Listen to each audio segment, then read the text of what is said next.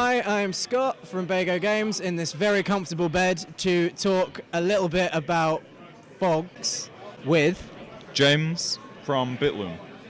and we're going to be having a little bit of a discussion about your game, which is about these two lovely dogs here. So could you just tell us a little bit about the game? Yeah, so PHOGS is a double-ended dog adventure where you and a friend control either end of a long double-ended dog, and you explore a world, solving puzzles together and finding secrets. So what's the what was the idea behind it? What made you think I want to get a double-ended dog kind of puzzle game? We really love co-op games. We've been playing a lot of them, and we wanted a game that encouraged players to work together. So what better way than to actually connect them? And that's where the idea of the body came from, where both players are connected physically in the game. And we just came from there.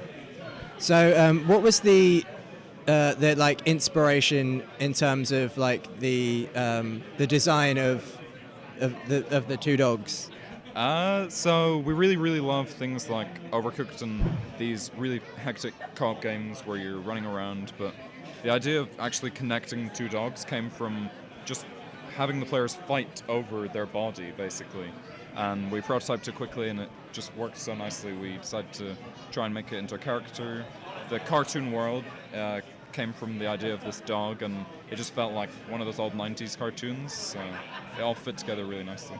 So there are quite a few different mechanics involved with being this kind of creature. Do you want to give us a little heads up about that?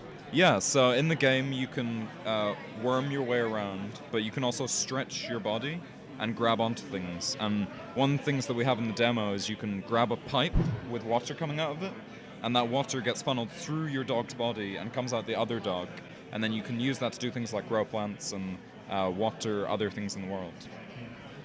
And so there's also the second level has a kind of darkness element. Do you want to talk a little bit about that? Yeah, so the second world is the sleep world, so everything's a bit gloomier. It's more like a nighttime dreamy vibe, and in that world there are these orbs of light with little faces on them that roll about, and if you grab onto it, the other end of your dog becomes like a torch, almost a fiber where the light's going through and coming out the other end, and you can use that to get rid of these shadow elements in the game that are blocking your path.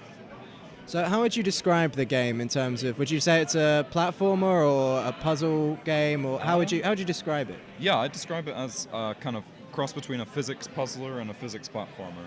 And it's a 3D adventure game where you go through the world solving puzzles and working together cooperatively.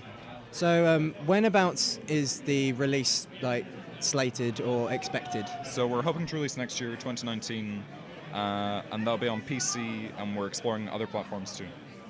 So how much have you got so far? Like how far in have you got with the game? Yeah, so you can see the demo we're showing here is 2 levels, and ideally the whole game will be 3 worlds, each with several levels.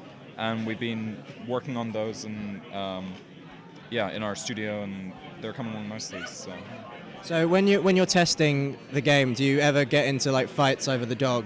Yeah, no, all the time. When we test with each other, we're usually arguing and pulling each other in other directions, and we're probably the worst people cooperatively when we play the game. So obviously, if it's working with you guys, then you know it's going to be working with everyone else. So have you got any idea when what anything else that you're going to be adding in the next coming year? Yeah, so we've got loads of ideas, just ways to use the dog's body, and one of the ideas we've been playing with for ages is one of those old claw machines, but have the dog be the claw. And so you're swinging around trying to pick up weird things and throw them about and basically work together to move objects using this claw arm. That's one of the ideas. And it's just, we really want to surprise the player and give them these moments where they didn't expect something to happen, or they try something and something unexpected happens. So I found a lot when we were playing the game that we kept kind of fighting with each other because we were trying to get control of the body and stretching out all over the place. Yeah. So when with the game, that the art style is very kind of specific, like very stylized. What kind of like drove you for that? Like, so obviously the whole game is based around this character that can stretch and is quite silly, so we really wanted to make this cartoon world, and so the stylized graphics are all kind of what we have in our heads of the old cartoons we used to watch, and things like Adventure Time, which are just so over the top and full of weird creatures, and the characters are just so strange in that world that's kind of what inspired us. Right, so I have to ask about the big snake worm dinosaur thing. Who is that? So they're the world worms, and they're kind of in the world, but they act as your transport between the levels. So they'll only wake up in certain situations. In the food world, you have to feed them a berry. In the sleep world, you have to ring a bell. And then once they're awake, you can use them to kind of like get to the next area. Well, thank you very much for your time. I've been Scott from Bego Games. Be sure to follow us on Twitter at Bego Games and like us on Facebook. And make sure that you hit up if you want to tell us your social media so we can hit you up and follow the game. Yeah, so we're PHOGS on Twitter and Facebook. Thank you very much for your time. It was great meeting you. Thank you. Thanks.